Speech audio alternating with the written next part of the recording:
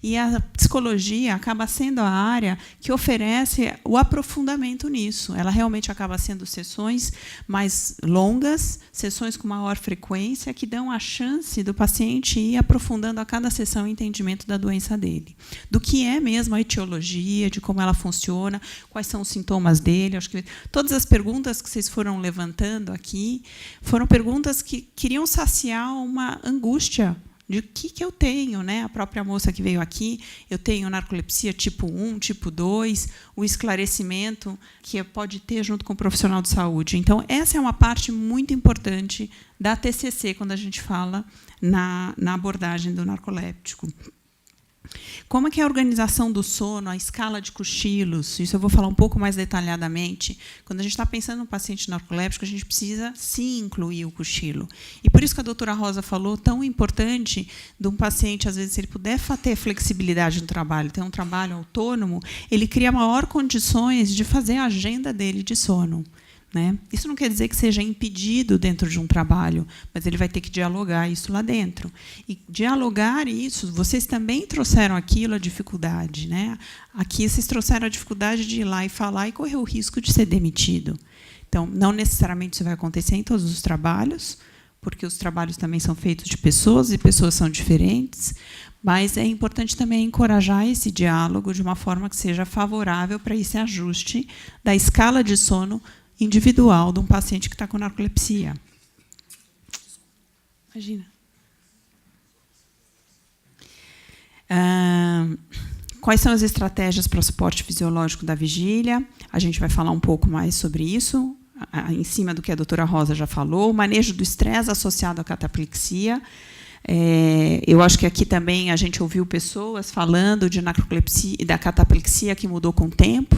E a cataplexia mudada com o tempo pode ser também um efeito maior de resiliência do próprio paciente frente às questões que despertam nele o gatilho emocional. Quer dizer, ele vive uma situação que gera um gatilho nele de uma ordem que gera a cataplexia. Então, essa parte da psicologia também vai favorecer ele aprender a lidar com essas questões para ele poder viver a vida. Né? Tem pacientes com narcolepsia, que às vezes com cataplexia, que eles, quando começam a perceber que está tendo uma piada no ar, a pessoa tenta pensar em outra coisa, porque ela não quer ficar conectada àquela piada e correr o risco, dali, ela ter um ataque cataplético. Então, é uma parte da vida que ela acaba cortando da vida dela. E isso não é saudável. Então, a parte da psicologia também é para favorecer isso. E o suporte psicológico e psicossocial, que também fica muito evidente com a fala do Hamilton, a fala da doutora Rosa, é a fala de vocês, como se entender, como é que eu incorporo uma nova prática, um novo hábito na minha vida. Então, vamos pensar aqui, aumento da compreensão sobre o que é narcolepsia, os sintomas associados, a importância do tratamento. Como é importante identificar também os hábitos e os sintomas que favorecem, né, que desfavorecem o problema da narcolepsia. Então, existem pacientes que não cochilam, não criam um regime de cochilo. E é importante ele perceber a importância disso. A importância de incluir isso, a resistência que ele faz, de que natureza é essa resistência. Porque sempre a gente tem um discurso racional, é normal, todos nós, não é só o narcoléptico, tem um discurso racional que evita a gente a lidar com aquilo que nos é difícil. Então, é importante esse apoio psicológico para ele compreender que ele acaba abrindo mão de um autocuidado. Então, quais são os medos que estão implicando ele ir lá e lidar com essa dificuldade de falar com alguém ou a dificuldade de aceitar que ele tem que fazer um corte no que ele está fazendo e criar a condição daquele cochilo? É importante. Isso é uma esfera mais profunda psicológica. Entende? Eu acho que isso é extremamente importante. Esse é o trabalho que o psicólogo vai poder fazer, mas no detalhe ali do testemunho, da declaração das emoções escondidas por trás de um não favorecimento daquilo que é bom para a pessoa. Esse é o trabalho também, muito importante. Né? Não tomar medicamento. Tem paciente que evita tomar um medicamento e a pessoa tem um relato de quanto ela está sofrendo sem aquele medicamento. E por que essa autoexigência? Uma coisa é você, de fato, deixar de ter aquele sintoma e perceber que você conseguiu um controle. Por exemplo, de repente, o paciente que a doutora Rosa relatou, que não está mais tendo os eventos da cataplexia, e ele pode estar, eventualmente, com maior controle, maior domínio emocional dele. E aí, eventualmente, fica mais fácil da gente compreender que ele está com condições de ficar sem o medicamento. A outra coisa, ele está o tempo inteiro tendo cataplexia, mas ele está com uma resistência enorme de uso do medicamento, porque aquilo fala contra uma condição, uma imagem idealizada que ele tem dele, às vezes até de força, de acreditar que combater os sintomas na raça torna ele mais forte, que ele vai ser um fraco se ele aderir ao medicamento. Então, é importante esse esclarecimento. São várias imagens que o paciente tem e que a gente precisa desmistificar. E esse é o trabalho que o psicólogo vai dar. Não assumir compromissos. Também, eu me lembro de um caso de uma clínica que eu trabalhava e um paciente com narcolepsia pedindo para ter um atestado que justificasse ele parar de trabalhar. E aqui a gente ouviu também no depoimento do Hamilton, os sonhos existem, a vontade de progredir na vida, de se desenvolver, aprender, criar uma atividade que seja satisfatória para a existência humana é muito importante. Então, qual é o ganho secundário, às vezes, que um paciente também pode ter com o diagnóstico de narcolepsia? Não é só da narcolepsia, qualquer doença, qualquer condição. Às vezes, até um pai bruto, a gente pode usar isso como uma desculpa para a gente não seguir adiante na vida. Então, o psicólogo também entra para ajudar a desmistificar isso, a tirar a venda, o véu que cobre uma realidade, às vezes, de muito medo de assumir a própria vida, a responsabilidade sobre aquilo que quer. Porque narcoléptico já traz um grande prejuízo. Medo ainda de enfrentar a vida traz um prejuízo maior ainda, porque aí você soma as duas circunstâncias, e aí a pessoa não sai do lugar. Então, não assumir compromissos não é a resposta. É como articular esses compromissos frente a essa nova condição. Estabelecer a rotina, a vigília-sono, né? Porque também vão ter as pessoas que, às vezes, vão fazer um ritmo de horário de dormir que não vai favorecer. Então, é extremamente a gente entender a importância dessa rotina, e aqui eu incluo a questão dos cochilos. Está muito vai e vem aqui a voz? Não? É? E aqui fica...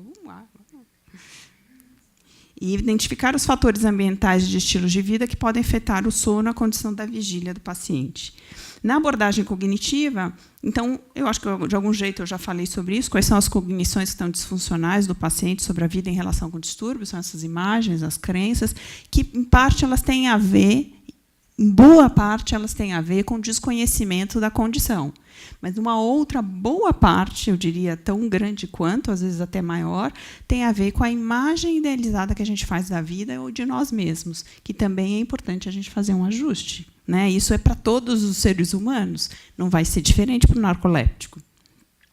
Evidenciar o efeito negativo dos sintomas sobre as emoções e outras áreas funcionais da vida e minimizar a sensibilidade aos gatilhos emocionais da cataplexia. Acho que aqui, de algum jeito, eu também já falei, né? Essa parte de entender como é que funciona o distúrbio do sono, do ponto de vista fisiológico, biológico, né? A natureza da doença, como é que o sono se articula, a ação do medicamento. Acho que nós já falamos. Bom, vamos entrar no ponto da higiene do sono. Higiene do sono é um item, até vocês têm aqui o folhetinho, quem não pegou, eu sugiro pegar aqui na hora da saída, um folhetinho verde que a Associação Brasileira do Sono desenvolveu.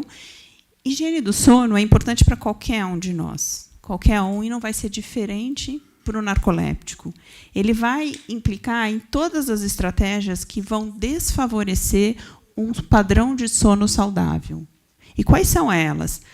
O uso de cafeína mais próximo do horário de dormir, né? Para o paciente narcoléptico isso não seria tanto um problema, mas para as pessoas em geral seria um estimulante que poderia evitar o sono. A falta de luminosidade, de exposição à luz durante o dia é muito importante a gente estar exposto à luz para receber realmente a informação da luz azul, que é uma fração da luz branca que tem no sol e que vai dar a informação de que é dia e aí acontece toda uma sincronização do cérebro para o dia, e à noite a ausência dessa luz cria a sincronização para a noite, porque vem a informação de que, de fato, o cérebro tem que se preparar para dormir. A regularidade no horário de dormir e acordar. Se a gente dorme por vários fatores, entre eles o fator temporal dado pela luz do sol, o fator temporal dado pelos horários da refeição e o fator temporal dado pelo horário de dormir e acordar. Então, também é muito importante essa regularidade. O paciente narcoléptico precisa de pelo menos 8 horas de sono na cama, né? Alguns precisam de mais, mas a gente precisa, pelo menos, privilegiar, garantir que está tendo 8 horas. Quando a doutora Rosa fala da importância da polissonografia, né, o teste de latencialidade múltiplas do sono tem que ser seguido de uma polissonografia, é porque a gente tem que garantir que o paciente teve uma noite de sono adequada. Se ele vier da casa dele, a gente não tem essa garantia, por isso esse protocolo. Então, isso é tanto verdade para o momento do teste de latência múltipla do sono, como isso também é verdade para o dia a dia do paciente. Então, ele também tem que garantir esse montante de horas noturnas. Regularidade da prática da atividade física, né? Ter um horário certo, um horário preferencialmente de manhã, para que ele de fato tenha ali uma elevação da temperatura corporal, ele tenha uma ativação própria que a atividade física promove para ele ter um estado de vigília maior alerta, que isso faz a diferença no paciente narcoléptico. Evitar o consumo de álcool, porque o álcool ele causa sedação do sistema nervoso central. Então, a pessoa vai ter uma tendência a ter mais sonolência. Então, a gente também tem que evitar. Abstinência de tabaco, evitar sedativos, supressores do sono REM, ou drogas que aumentem a sonolência diurna. Tudo isso a doutora Rosa também tratou, né? E quietar-se, acho que também é importante também a questão do sono fragmentado, um sono de baixa qualidade que a gente percebe também no paciente narcoléptico. Todas as pesquisas que estão sendo feitas, como também disse o Hamilton, são insuficientes. A gente tem 60 ou 70 anos do sono, né, do estudo do sono no mundo, 70 anos, mais ou menos. Não, 50 já tem. Então pronto. Então, mais ou menos 50, né? Então, para vocês terem uma ideia, começou com a descoberta da apneia do sono. Foram assim que começaram os primeiros estudos a acontecer na área do sono. E aí disso, a gente tem uma incidência maior de apneia do sono, uma incidência maior de insônia. Isso faz com que houvesse um olhar maior para essas condições do que a narcolepsia. Então, a narcolepsia ela vai ter, sim, menos pesquisa. Então, o que é essa fragmentação especificamente? Em parte, pode até ser o próprio estresse que também está cometendo um paciente com narcolepsia. Pode ter questões fisiológicas, mas podem ter questões também da própria ordem de como ele está lidando com aquilo. Então, aquietar-se no final do dia, ter um momento de você poder fazer o recolhimento, ele está em paz consigo mesmo, é extremamente importante. E aí a gente também está falando da higiene do sono, que é um ambiente confortável, né, um lugar realmente próprio para dormir, que não esteja mesclado com outras situações de vigília, ajudar a pessoa a ter um espaço próprio para adormecer. Planejar o consumo de estimulante, né? Ali na tabela da doutora Rosa também tinha a cafeína. A cafeína não é um substituto dos medicamentos que promovem a vigília, ele é apenas um coadjuvante que a gente pode fazer entremeado com o uso do medicamento nos momentos de pico também da sonolência para ajudar esse paciente a se manter desperto, né? Outra coisa, mascar chiclete, enfim, são estratégias para auxílio, não são estratégias de tratamento, mas são estratégias que podem ser funcionais para alguns pacientes. E estabelecer os cochilos, eu acho que isso é o ponto mais importante. Os cochilos não são longos, né? Eu acho que a doutora Rosa também trouxe aí um intervalo grande de 1 minuto a 1 hora de cochilo, mas em média eles são de 20 minutos, quando a gente propõe um cochilo programado. Existirão pessoas que dormirão por 1 minuto e realmente terão uma satisfação. Tem um vídeo na internet muito interessante, infelizmente eu não estou aqui para mostrar, de uma moça que ela está dançando e na hora que ela está no meio da dança, você já viu?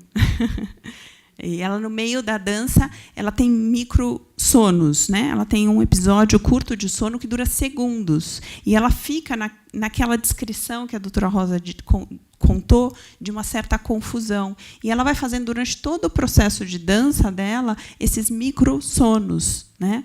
Então, se a gente programa um cochilo, você evita esses momentos. Porque esses momentos são os seus momentos de grande risco numa outra atividade que você esteja fazendo.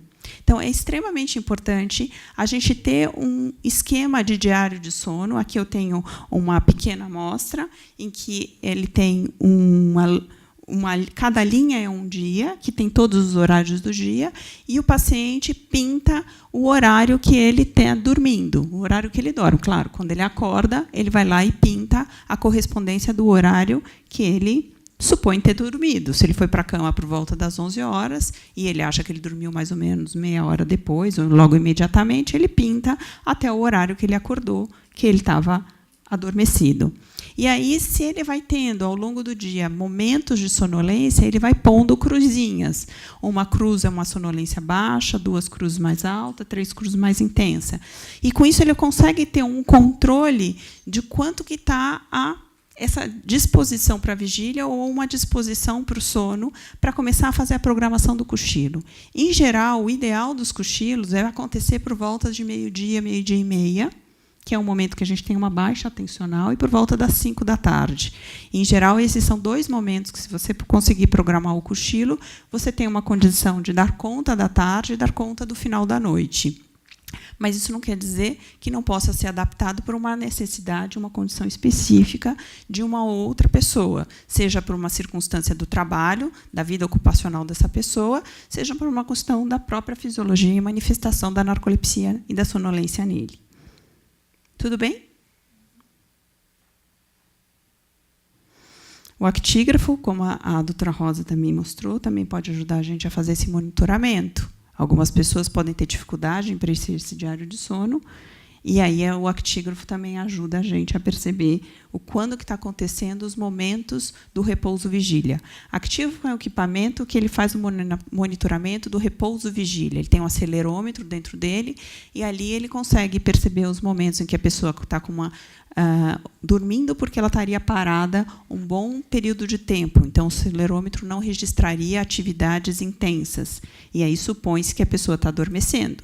Porque, mesmo que ela esteja parada lendo um livro, ela, de vez em quando, vira a página, ou ela coça a cabeça, ou ela pega um copo d'água, tudo isso está registrando uma atividade. Quando a pessoa fica parada por muito tempo, um tempo prolongado, sem fazer nada, a maior chance é que ela esteja dormindo. Então, o actígrafo ele faz, vamos dizer, ele não é um substituto do diário de sono, mas ele tem uma equivalência no propósito dele poder registrar os momentos de atividade e repouso do paciente. E ele registra isso sem a ciência do paciente, porque ele está ali com o sensor dele presente no pulso.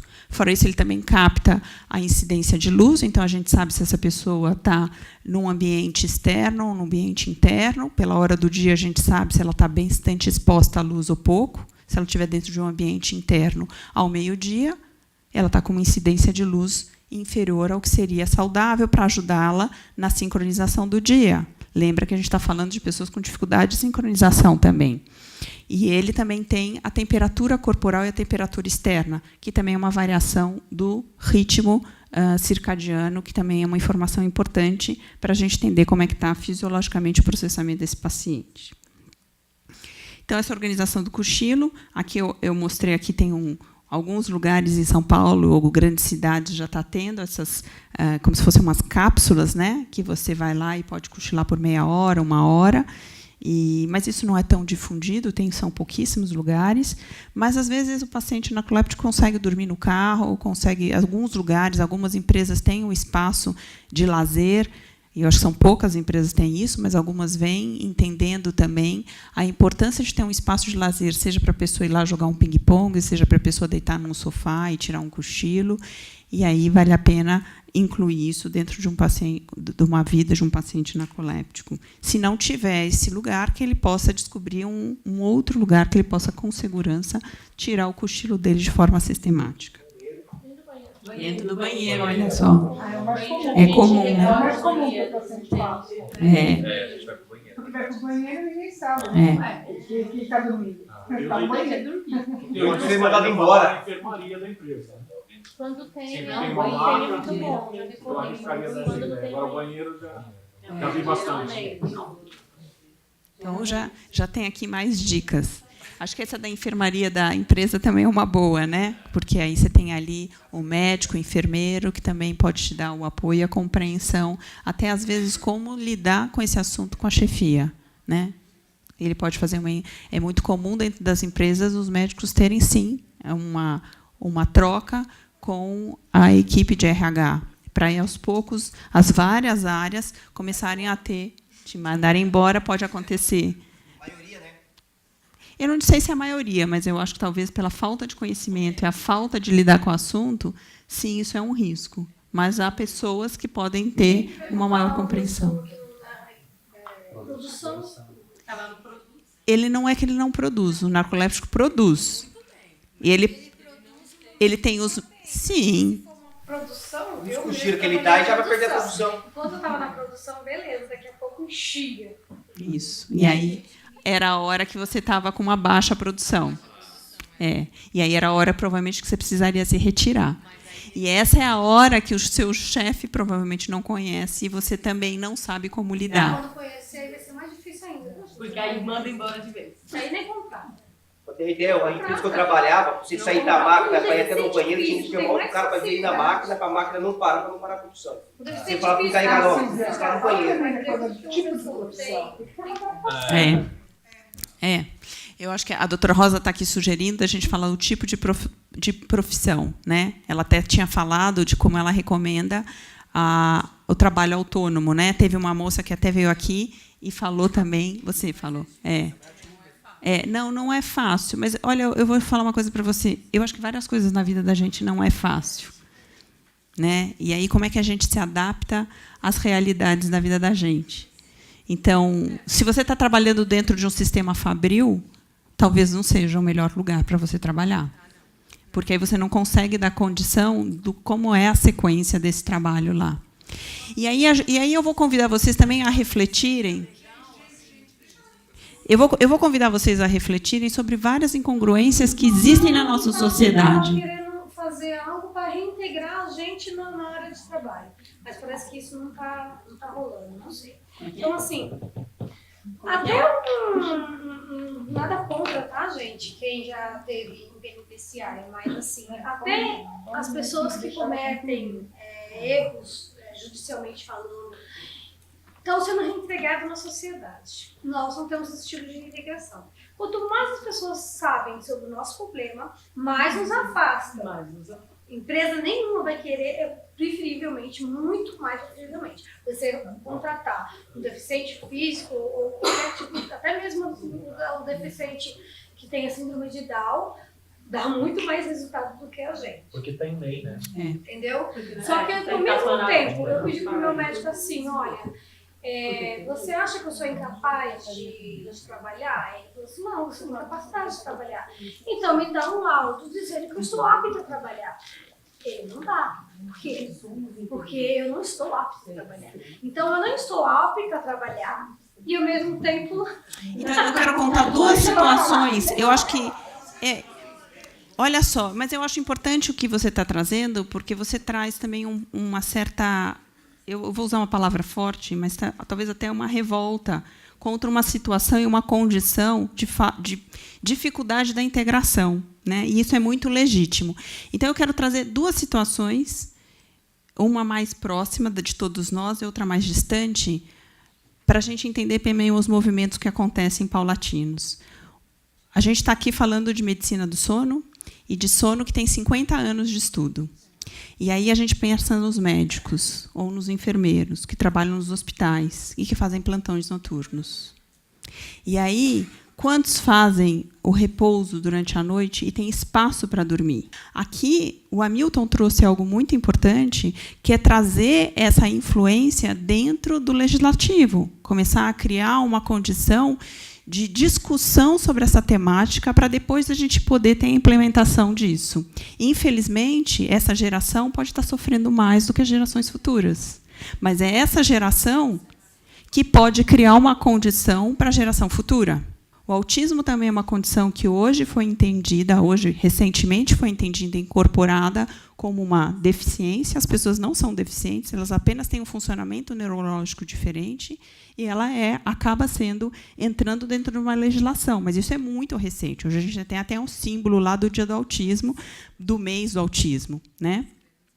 E o que tem acontecido? A gente tem uma associação muito forte que chama Specialistern, na Dinamarca, que foi fundada, e no Brasil chegou há 2 anos, que está criando uma parceria com as empresas para treinar esses jovens autistas para ingressão dentro do mercado e, ao mesmo tempo que faz isso, faz um processo educacional com essa empresa para que a empresa compreenda o que é autismo e possa ter um trânsito de um diálogo com essas pessoas mais favorável. Então, quando a gente tem uma associação brasileira de narcolepsia, como aqui está, representada pela Ana Braga, a gente começa a criar um campo fértil e favorável para algum tipo de iniciativa mais ainda concreta, de maior inserção dentro de uma possibilidade de alteração desse cenário social.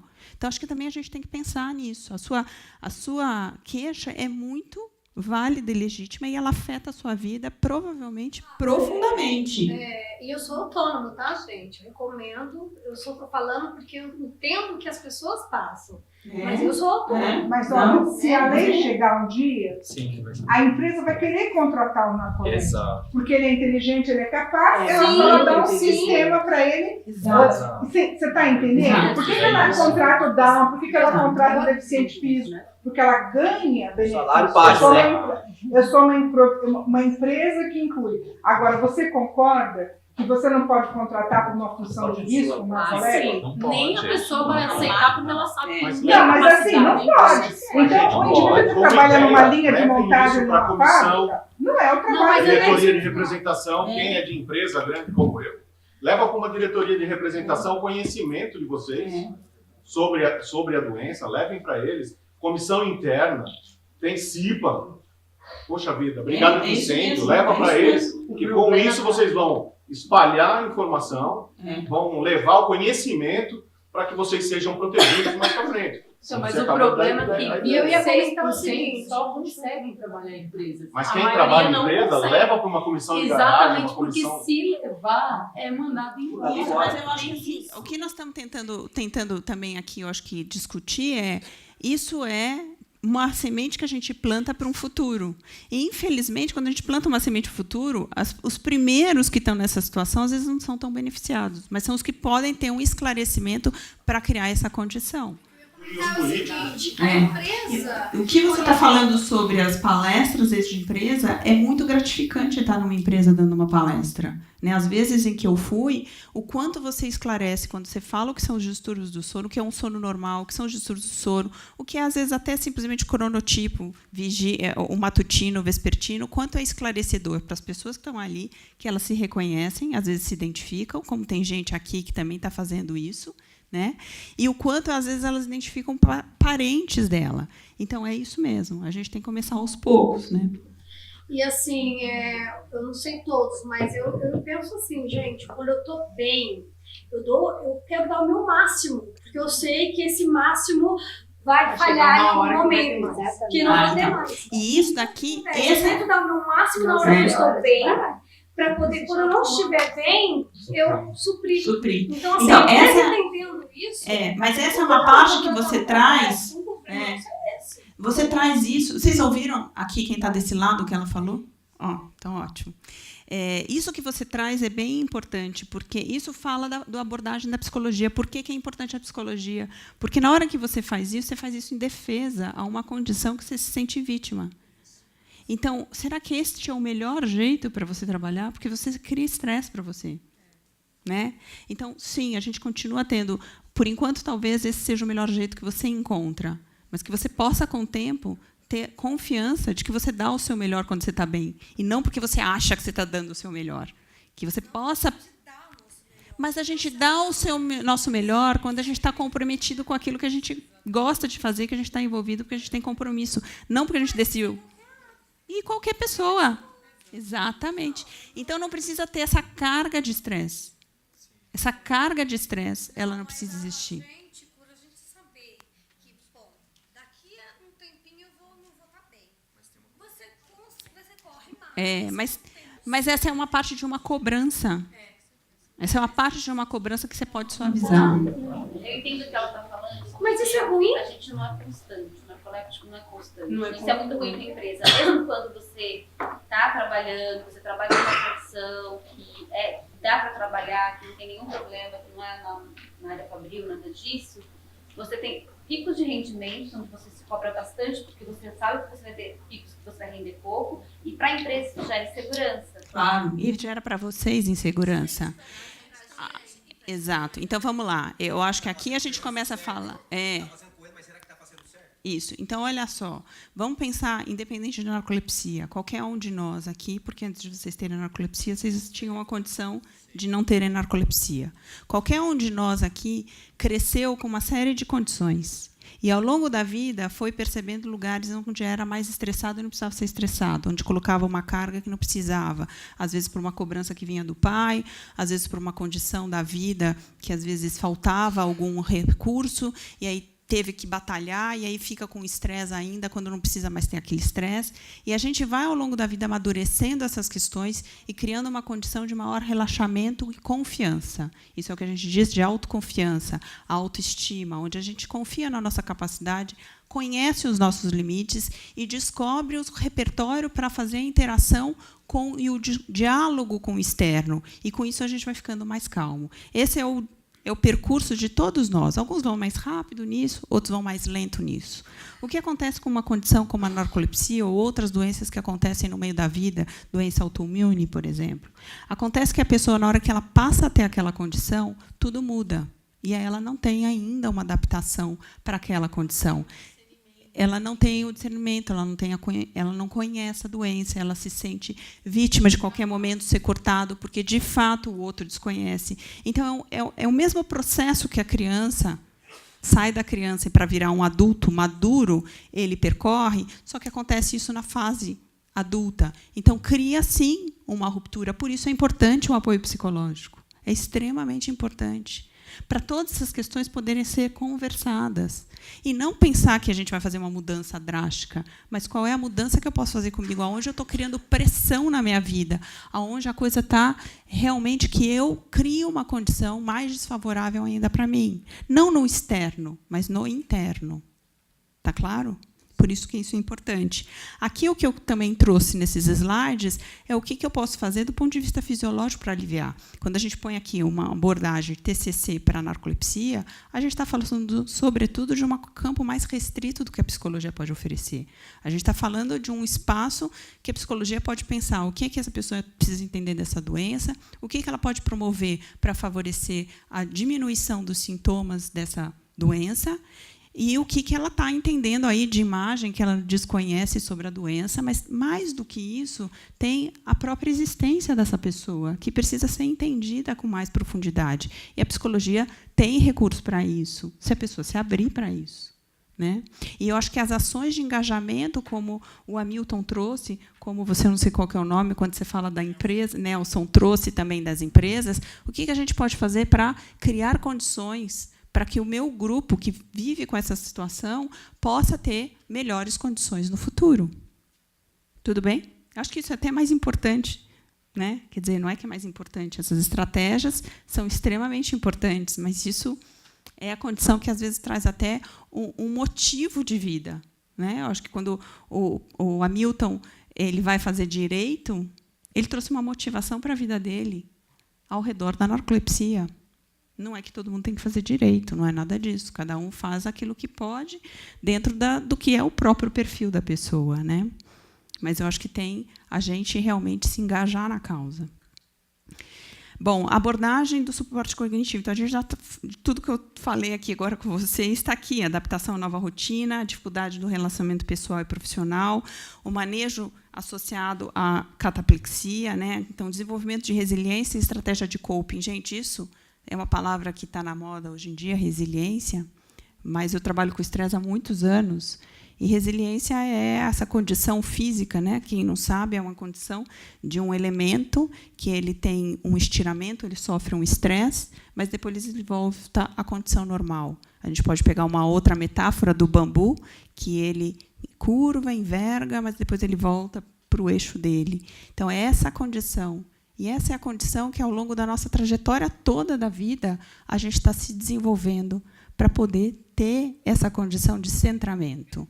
Então, quando você tem uma situação nova que muda completamente, não é só a sua rotina, mas é como eu lido com as coisas, é um novo aprendizado. Então, é natural que a pessoa saia do eixo, ela perca um pouco as referências, ela fique sem norte, ela tem que estabelecer um novo norte. Né? Igual ter filho. Quando a gente tem filho, que lindo, bonito, mas muda completamente a vida. Nenhuma mulher é igual antes e depois de ter filho. É uma nova inserção na vida que cria uma necessidade de uma nova adaptação. Assim vai ser também com uma condição de saúde. Talvez um pouco mais difícil do que ter filho, porque ter filho todas as mulheres têm, já é natural e esperado que se tenha. E a narcolepsia não, e é uma minoria. Então, é natural que a pessoa que esteja nessa minoria se sinta apartada. E ela vai estar apartada porque existe uma ignorância na sociedade. Então, como tantos outros assuntos.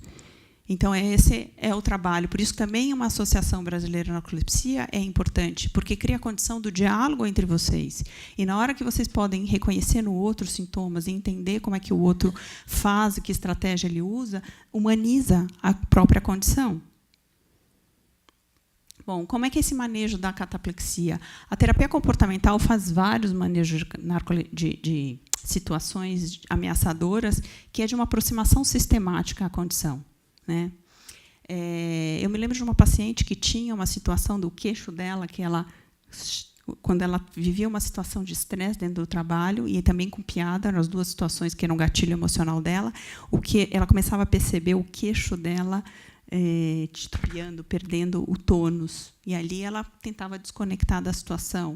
E isso era muito dilacerante para ela, porque ela não podia rir, ela gostava das piadas, todo mundo gosta de humor, e ela não podia participar. Naquele momento, ela fazia uma ruptura do vínculo social, se distraindo com qualquer condição.